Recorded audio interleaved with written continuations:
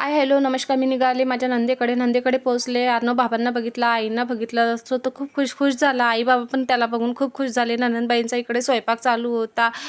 So मामाने अर्णवसाठी नारळ तोडून आणलं होतं. संतोषने नारळ फोडून दिला अर्णवला. सो मी बागेची एक मस्त फेरफटका मारून घेतली. बाग अशी खूप सुंदर आहे. आमच्या ताईंना खूप वेळ आहे झाडं वगैरे लावायचं. सो त्यांनी अशी सुंदर बाग सजवलेली आहे. अर्णव नारळाच्या पाण्याची चव सांगत होता का मस्त गोड लागत आहे. ताईंनी अशी पर्स शिवली होती, ती मला दाखवली. त्यांचं बांधकाम चालू होतं वरती. सो मी ते बांधकाम वगैरे बघून घेतलं.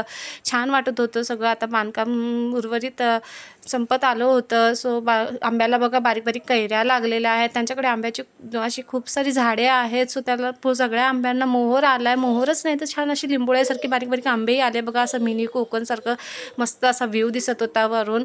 सो मी खाली आले आणि अर्णव आईसोबत खेळत होता. आई पण अर्णवसोबत खेळत होत्या. त्या दोघांना खूप असं मस्ती करायला आवडतं एकमेकासोबत. त्यांची मस्ती चालू होती. ताईंनी इकडे तोपर्यंत बीटचा हलवा बनवायला घेतला. सो मी हलवा खाल्ला आणि संतोषसोबत निघाले घराकडे.